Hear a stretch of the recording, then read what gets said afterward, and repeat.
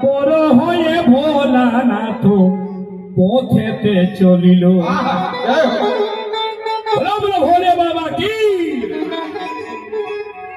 বাবাকে দেখিয়াই সবাই প্রণাম করিল। প্রেমানন্দে ভক্তগণ হরি হরি বল।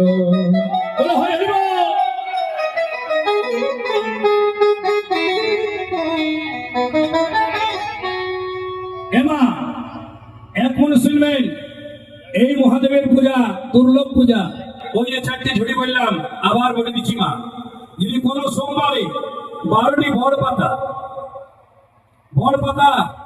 বড় গাছটা স্বয়ং মহাদেব, জোর গাছটা স্বয়ং বিষ্ণু, নিশ্চিত বলছি পলাশ গাছ স্বয়ং বিষ্ণু। যদি 12টি বড় পাতা ওই শিবলিঙ্গের চতুর্দিকে গোল করে নিয়ে রাখো, তারপরে 1টি গুলঞ্চি ফুল বাবাকে মাথাটায় 12টি বেল পাতা দাও, তবে সোমবারে বেল পাতা তুলতে নাই। আর পূর্ণ বেল পাতা শিবকে দিতে নাই। পূর্ণ বেল পাতা মানে ওই ডান্টিটা মাঝে মাঝে ভাঙবেন মা।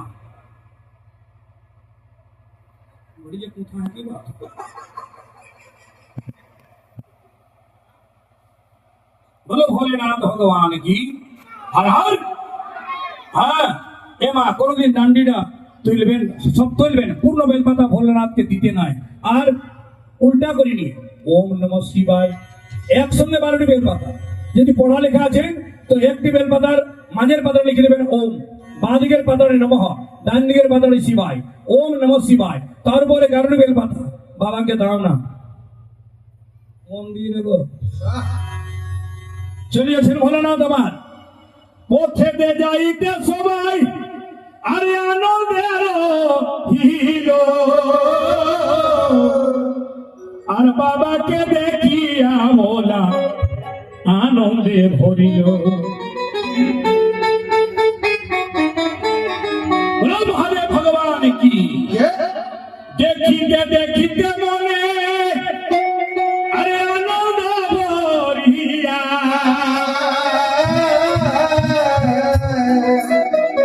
কৃষ্ণ বলেন যাবো আমি পথে ছাড়িয়া।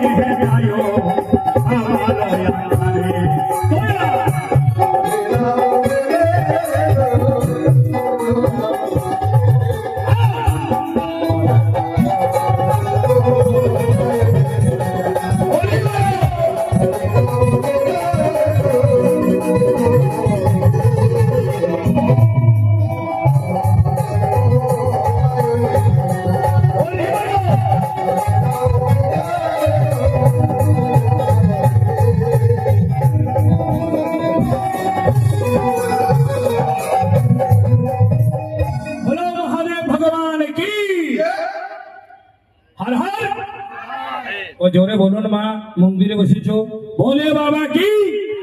হ্যাঁ, আর সেই সময় আমাদের বিষ্ণু ভগবান বলছেন নিজের পাটিগুলাকে, এই বাবার সঙ্গে গেলে না ইজ্জত পাবি না, নিজের চিন্তা অলগ করে নাও। কেন বাবা স্ট্যান্ডার্ড কাপড় পরেছেন?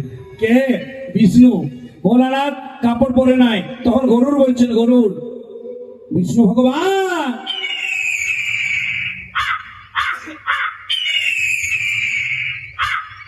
কেমন আছে কইনাটি, কেমন আছে বরটা?